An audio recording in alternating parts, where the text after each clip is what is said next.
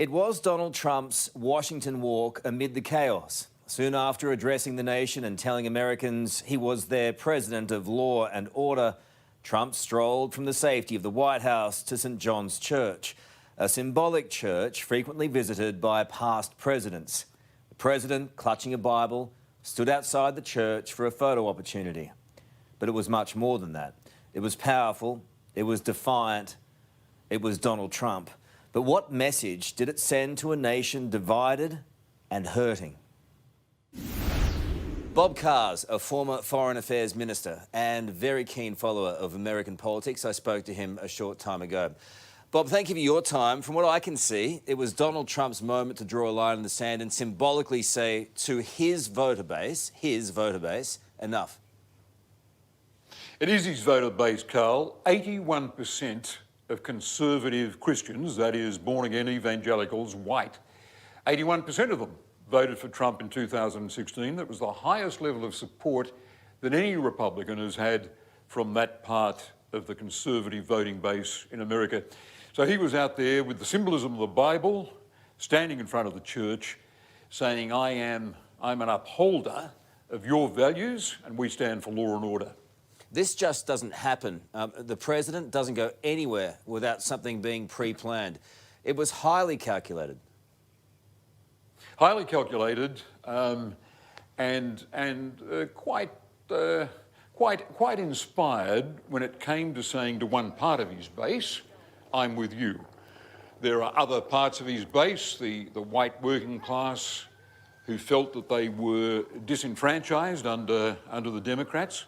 Another part of his base, the gun owners of America through the National Rifle Association and in other pro-gun owning groups upholding their Second Amendment rights. He'll appeal to them as well. This is a fanatical drive to construct a majority that will hold on November 3 and keep him in the White House for another 4 years. All in all, a pretty clever campaign stunt from that perspective. Yeah, and we've got to brace ourselves for what happens next. What worries me is that America seems more or less due, and I hate to talk in these terms, for another mass shooting. And just imagine the effect on the streets if it were to be like the Charleston Church massacre when 9 African Americans were killed, including the pastor of that church in 2015. If it's a white supremacist, a white nationalist who walks into a black church and indulges another mass shooting, the effect in this climate of pandemic and race riots and focus on death through violence, in this case police violence, would be galvanising, and American institutions would be challenged to hold under that threat. All hell would break loose, wouldn't it? I mean, if the vision and law and order are his campaign platforms, I mean, what chance, Bob, is peace then for America right now?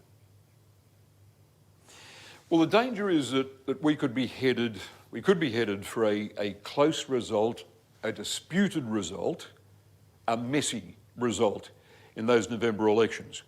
It could be an election where, once again, as last time, the Democrats get a majority of the popular vote, but are cheated of victory in the Electoral College. Don't forget, Hillary Clinton got 3 million more votes than Trump in 2016. If it goes to the Supreme Court, as the disputed election of 2000 went to the Supreme Court, remember the mess in Florida, you're going to have outrage by a large section of America. I don't think, we certainly haven't seen an America, Carl, this divided since the Civil War of the mid-19th century. Bob, our Prime Minister, Scott Morrison's got a pretty close relationship with Donald Trump. Does this make that relationship all the more delicate now? I think we've got to maintain, Carl, I think we've just got to develop our links with the other side of American politics, because you've got to say there's a fair chance of this president being dumped. While he's the president, we deal with him, but we can't trust his judgment. And we've got to be careful that he doesn't lead us into a war between now and November 3. And we've got to be alert to that very real danger. OK, does this help today or hinder his re-election chances come November?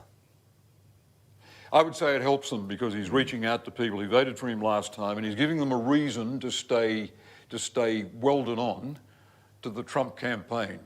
But expect more of this divisive positioning by this president. Not a word from him in support of the family of George Floyd, even though the brother of the murdered black man, the brother, stood there and appealed for rioters to stop their illegal behaviour. A unifying president would have held that up and praised it and attempted to reach all Americans, no matter what their politics, and given a message of healing. He's completely incapable of doing that. It's incredibly sad. This is a great country. Yeah, all of us, all Australians have been so fond of America over the years. I became fond of it by looking at its history and its culture, its popular music, the astonishing output of Hollywood over the decades. We're all touched by America at its best. But I think we've got to remind ourselves this also has elements of a failing state and a somewhat neurotic nation that could do great damage to the world because of the divisive, polarised nature of its domestic politics. We've got to be attempting to get messages through to America that it's got to cool it in the world. We don't want to be plunged into war because this disturbed and angry and nationalistic president sees that as a way of getting re-elected for another 4 years. Good to talk to you, Bob. Thanks for your time.